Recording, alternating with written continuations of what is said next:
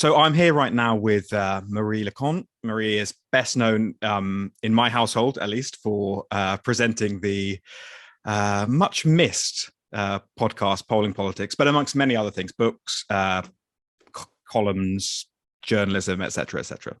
Got a new book coming out in September, but you'll do a media tour for that, I'm sure, in the coming months. I've got Marie here to basically talk about the Roost, which is a new sort of I would call it a new publication, because somehow calling it a Substack almost feels I don't know, pejorative, because it's a bit more complex what you're doing with the Roost. Can you just talk me first of all through the impetus for starting your own publication? Oh, sure. So basically, the idea for the Roost really came first. It was last summer, where because I'd spent basically the summer of 2020 and 2021 entirely in Soho, and I feel like the pandemic had very, very few silver linings. But one of the very few ones for me was the fact that Soho had become this amazing place where you could go drink wherever. There were terraces everywhere. It felt like being in continental Europe, and it was tremendous. But also, I felt like it nearly reshaped the kind of social geography of London, because obviously, so I live in South London. I've got many friends who live in East and North, etc. Always a pain to meet Not up, West. because it's like, oh, well, no, let's not get carried away here. Always a pain to meet up, because it's like, oh, well, central is hell. So, do you want to come north? Do you want to come south, etc. Whereas then, finally, with Soho having that much more space and capacity through the terraces and stuff, suddenly we could just meet in the middle. And it really struck me that it changed, again, the social geography of London. Obviously, then, the kind of council, I think, didn't quite know what to do. Businesses weren't quite sure what they wanted. So her residents weren't quite sure what they wanted. Well, they basically wanted us out is what they wanted. And I kind of wanted to write a piece on that, like quite a long feature on who does Soho belong to? Is it the businesses there? Is it the residents? Is it the rest of us Londoners? Is it the tourists, etc.? It's kind of looking at that. And then, it kind of struck me that there was nowhere obvious for me to pitch that without having to write it with a kind of national angle, I suppose. And that's kind of where the idea started for basically having a small publication, at least at first, focusing very much on London and the kind of, I suppose, like real lives of real Londoners, because obviously stuff is published about London, but quite often it feels like, either the kind of London of celebrities and very rich people or looking, at whatever, so, the quirkier sort of like trendy piece, etc. So that's kind of where that really started. And then for various reasons, I had to put it on hold for quite a while, and then actually picked up the idea again about 9 months later and thought, actually, this is a good idea, and I really want to go somewhere with this. And at that point, presumably, you were having a sort of debate about how you do it, like practically how you do it, whether it's a blog or a newsletter. You obviously went for Substack. What was the kind of thinking there? It just felt like the obvious thing, to be honest, because so I think I would have wanted, if I'm entirely honest, probably to do a website if it had been entirely up to me. But I think there are a few different things. So the first one being that, so obviously, so this is to be clear as well. This is not a blog I'm just writing. I'm commissioning people, editing, etc. So this is the work of many journalists. I've not even written a single piece for it yet. I'm just the editor. And the only way, because we're entirely independent, the only way we can pay those writers, well, I can pay those writers, is via paid subscriptions and effectively a paywall. And looking at the options, it is actually quite hard if you're just a person, as I am, to create, I think, a website with a full functioning paywall. And then the other thing as well is, I think, if you're only publishing, as we are doing at the moment, 1 article a week, I'm not quite sure. I mean, you'd have to rely incredibly heavily on social, I think, to remind people to go check that website once a week. Whereas I think with, again, quite limited content, Substack is quite good because that lands quite directly into people's inboxes. And then you can obviously still have the social aspect of it. But you do grab those eyeballs, I think, easier. And then if I'm being entirely honest as well, part of the motivation was also that last summer was when Substack was giving lots of money to lots of people for newsletters. And I was like, I have an idea and I would like money. But by the time I actually launched, they'd stopped doing that. Right. So here we are. So in terms of the Substacks, were there Substacks that it kind of inspired you to do? Because I think of Vittles as being maybe in my milieu the example of someone doing a Substack that is not just them doing their blog essentially via a newsletter format. Was that kind of where you took inspiration from? To be completely honest, I don't really read Vittles, so not that one necessarily. Obviously, I'm aware of it. I've read the occasional thing, which has been very good. No, so I'm trying to think, where did so I think this, I know people, so it's more weirdly like US focused, I think. So people like Grace Avery and her husband Danny, like, who obviously were quite early, sort of like big Substack players, or even actually in the UK, Duncan Weldon. But yeah, it's just, I think, being a journalist and a person who's very online, I just found myself at some point surrounded by people somehow making money from doing a newsletter. And again, I think that's the freelance ethos, effectively. You see someone doing something for money and you're like, hello, right, can I do the same? But there must have been, because this thing happened, obviously, in the last year or two, a bunch of freelance journalists, and you saw in the US, people like Matt Iglesias leaving very good jobs, secure jobs, to go off and do Substack stuff. And in the UK, I mean, I guess there was less cash sloshing about, but loads of people, Duncan, John Elledge, these are just names off the top of my head, thinking about people who started their own Substacks. You obviously could have made probably more money just doing your sort of columns as a newsletter and kind of, maybe just directly monetizing your own brand. But to decide to make something new and obviously have all the commissioning costs of that is kind of quite unusual. I guess that's what made you want to do a thing where you brought in other writers rather than just, Bran Marie?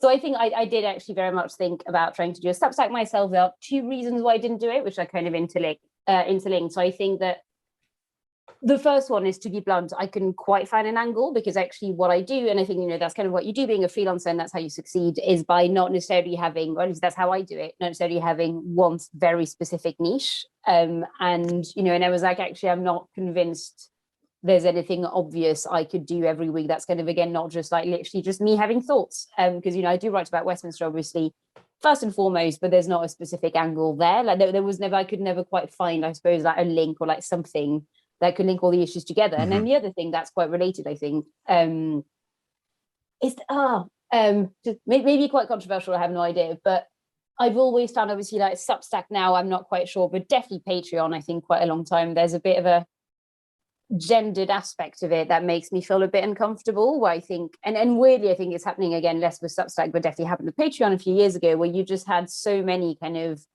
youngish female journalists going on Patreon, doing their own work, blogging, etc.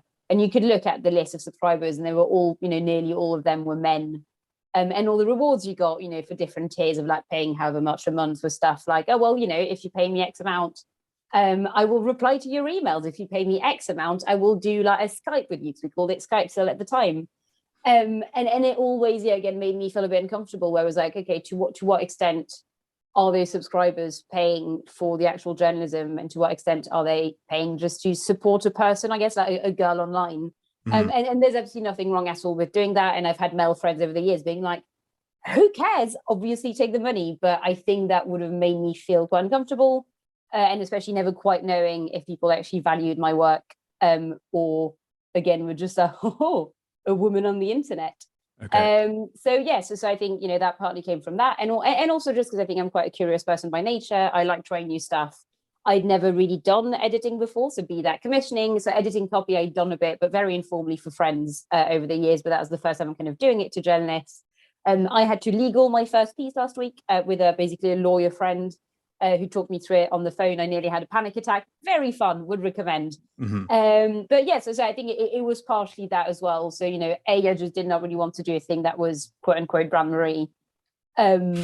But also I wanted to learn a new thing. You said it first. I would never have said Bran Marie had you not said Bran Marie. It sounds like, I keep thinking you're saying Ban Marie, like the pot thing. Anyway, yes. But let me ask then, come to the kind of the obvious question now is like, London, does London need another publication? You obviously came at this from the specific Soho angle, being like, that doesn't fit. It doesn't fit with the Evening Standard, therefore it doesn't really fit anywhere. But I guess some people will say London gets the vast majority of UK media attention. Does it need another publication? To which you would say? Well, to which I would say yes. But no. So I think there's a few things there. The first thing, and actually I was quite bowled over. So when I asked for pitches really, really early on, I got so many of them, but I got, and then obviously like friends for commissioning editors were like, yes, this is what happens when you do a call out for pitches these days. And don't get me wrong, like a lot of the ideas I think didn't quite fit with the ideas I had for the website and the kind of angles I wanted to take, but there was so much there, and including stuff that I found personally interesting, stuff I didn't, but I was like, oh, did not know that. So I think that there's clearly a lot to say, because we are a city of many million people and there's lots of stuff happening. And also, and as I said, I think in my interview for the Press Gazette, surely the point is that actually you do want to have really good, for example, local media for London, because then actually the national press can actually maybe start focusing on the national issues. And actually, if we can get to a point basically when, and I'm not saying just the Roost, but there's a kind of number of London specific publications that can say, okay, so actually we've got this covered now, that Londoners know exactly where they can read about themselves, that you guys can go to the rest of the country. Surely everyone would be happier. But yeah, who knows? Right. And I guess there's also the argument simply that there are just enough people in London that there's always a market for that. Like there are a lot more people in London than in Scotland or Wales. But, I guess there's sort of a sense that the media is already very London centric, which I guess, but it doesn't really matter which is the most important question, people are subscribing. And can you talk me through then, it launched a couple of weeks ago only. I think you've done 3 editions gone out. How have you found the process of converting the enthusiasm of Twitter followers to actual like nuts and bolts, like subscriptions, both free and even better, much better, as I will remind subscribers to my own newsletter, paid. How has that gone? It's gone fine. I think it's a weird one in that, to be entirely honest, I had no idea what to expect, which I think is kind of but both a good and a bad thing about being me, is that I do kind of throw myself into stuff with abandon, and then I'm like, hang on, I have no idea what I'm doing. But yeah, so this has definitely been one of those where actually I've had questions being like, okay, so yeah, how's it going? And I'm like, I think it's going fine. I have no idea, to be honest. But no, obviously, I don't want to give specific numbers, but we do have, so we've not quite reached the threshold of paying subscribers to remain VC solvent, but that's fine because we've got until the end of July to do that. So I've got all faith that we'll reach that. And we do have a lot, so it was 4 figures of free subscribers, which is nice because that means that hopefully, everything I've read about Substack tells me that, that's the big first step really. And then from those people, you can try and say, hello, please pay. And also, the first month is entirely free anyway. So obviously, I'm very, very grateful for the people who decided to start paying from the very beginning to support us. But ultimately, they didn't really have to, I guess, to be blunt. So once, so July, we'll have 2 free articles, 2 paying ones. And then August, which will hopefully be what will be like for the rest of time, is 3 articles for subscribers only, paying ones, and then 1 free article a month for everyone else. So hopefully that's when we'll see a big uptick in paying subscribers.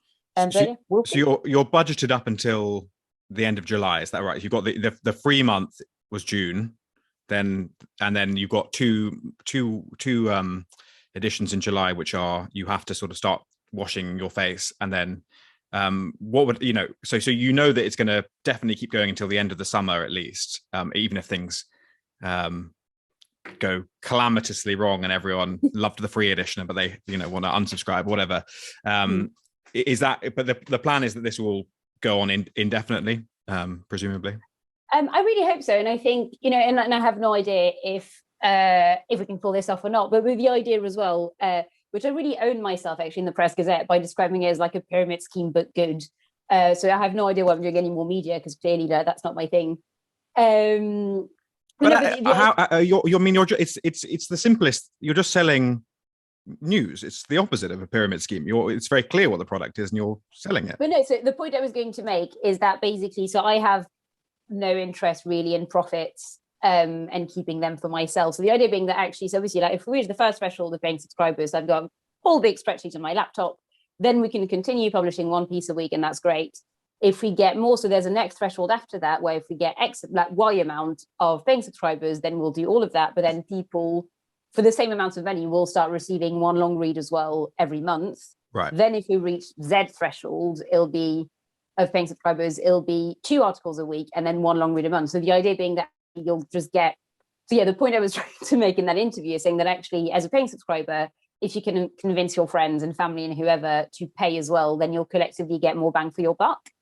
Right. Marie, did you see where it's coming from? It doesn't sound like a pyramid scheme. It sounds like a business plan, but you know, well, potato. Yeah, exactly. It's more exciting to, but I can see those sort of 3 layers. Is there a layer where it graduates Substack and you say to yourself, actually, we've got so many people on Substack, we could do a little magazine edition, you know, or we could start doing videos or whatever. Is there a plan in the future where it might not just be a newsletter, or is it just like, let's keep things always on newsletter? Because Substack, people are making millions of dollars on Substack, so you know there's no reason it can't. That's a good. I think I would quite like, and again, you know, this is like touch wood. If things go really, really well, I would probably want at some point to shift it to a website and maybe even experiment with doing other stuff. So yeah, I love print anyway. So yeah, some sort of like quarterly magazine or something. Again, this feels like talking like, you know, sort of like proper moonshot plans, but that'd be quite nice. And yeah, website as well, but purely because, you know, I'm kind of a media child of again the new media years. You know, when I entered journalism was back when, you know, there was a new company and a new thing and a new platform and everything was great, and then everything came crashing down, you know, every single time about 6 months later. So this is actually nothing at all against Substack specifically, but it's just I've seen that happen so many times that I'm not sure I would want to attach a business on the very long run on, again, something that may turn out to be a fad and may turn out not to be at all. Sure. But yeah, again, I feel like, you know, once bitten, twice shy. Is that the saying? It is a saying for sure. Yeah, and I'm also, you know, I guess with pretty much the same age, I guess I also feel like instinctively like it's wrong. The journalism that's sort of hidden away behind a paywall, all hidden away behind a paywall, feels instinctively wrong to me. And I know that there's no model for advertiser generated you know, income for on this scale, but I always feel like you should aspire towards having some version of it that is just there for the world and for Londoners to enjoy. But obviously Substack, it neatly circumvents the difficulty of doing advertising sales, which as someone who does have to sometimes do advertising sales is the bane of my life and only heading in one direction. So yeah, finally, just give a final say how people can subscribe if they want to. Maybe give like what the one thing that you would say to convince someone to subscribe if you had to in 140 characters, whatever Twitter is. Oh, terrifying. But, you know, obviously, so yeah, please follow at the Roost London. You can find all the details as well on our website, theroost.london, or theroost.substack.com. And yeah, just please subscribe, because I think the internet just needs, the internet needs more interesting writing in general. I think that's kind of, you know, still well researched and edited and stuff, and not just blogs. But also, and so I know this is slightly longer, but I think one thing I quite like is that, so, you know, we all have journalists, or at least those of us who read the papers quite a lot, where you'll just sort of read anything they write because you like their own writing so much that you're like, yeah, fine, I'll click on anything you do. And I quite like the idea of actually really the Roost being that before a publication, where you have no idea what the next issue is going to be about. So, you know, like in the past few weeks, we did one, I'd say quite quirky and whimsical, but fun piece on like the Londoners who live on islands on the Thames. And the week after that was actually quite a serious, intense piece on like Lutfur Rahman and the Tower Hamlets election and the kind of new left in London. And yeah, I just personally really like this idea of actually you've subscribed to this thing, and there's an element of trust there. And you never know what you're going to get, you know, next week or the week after that. I think that's quite fun. That's quite a fun model. Join us. Okay, how much does it cost? I should say. It costs, so it's in dollars on Substack, which is really annoying, but it's basically £6 a month. Okay. I'll leave it on the thumbs up.